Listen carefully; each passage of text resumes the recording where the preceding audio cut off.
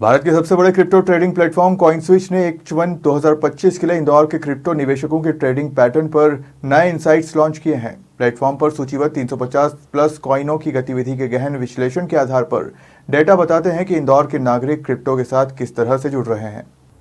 ये निष्कर्ष शहर की तेजी से विकसित होती क्रिप्टो रुचि की स्पष्ट तस्वीर पेश करते हैं, जो निवेशकों की बढ़ती परिपक्वता और विविधता को दर्शाता है।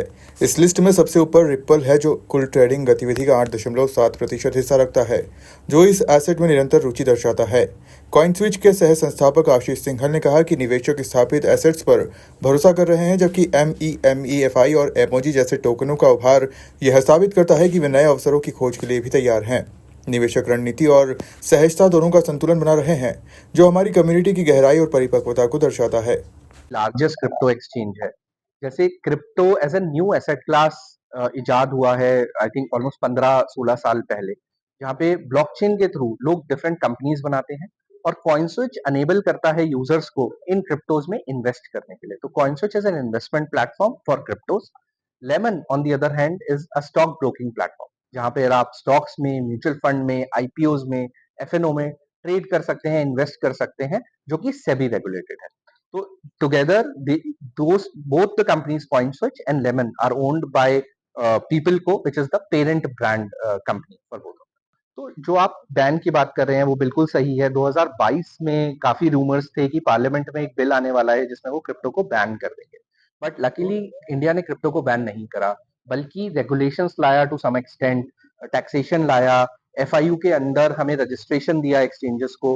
तो अगर आप बाकी कंट्रीज भी देखेंगे तो इस समय यूएस ने काफी ज्यादा regulate, genius act, stable coin act, mica regulation Europe में, दुबई में रेगुलेटेड है, ऑस्ट्रेलिया में रेगुलेटेड है। तो हर कंट्री अब इसको रेगुलेट करना चाहता है, क्योंकि वो इसकी गुडनेस देखते हैं। वो देखते हैं कि ब्लॉकचेन टेक्नोलॉजी को यूज करके कैसे वो अपनी इकोसिस्टम्स को बेटर एंड बेटर बना सकते हैं। तो इंडिया भी मुझे लगता है धीरे धीरे इस सिस्टम को रेगुलेट करेगा, क्रिप्टो को रेगुलेट करेगा।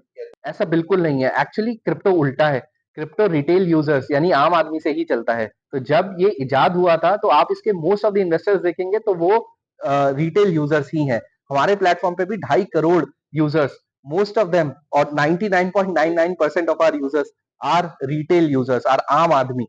आप सिर्फ 2 साल पहले ही जब ईटीएफ यूएस में अप्रूव हुआ था, उसी के बाद आप देखेंगे कि अडॉप्शन इंस्टीट्यूशंस का या एचएनआईज का बढ़ा है। उससे पहले तक सिर्फ रिटेल इन्वेस्टर ही इस इंडस्ट्री में इन्वेस्ट करते हैं, क्योंकि इसमें आप 100 रुपए से इन्वेस्ट कर सकते हैं। इंदौर से अजय मालवीय की रिपोर्ट।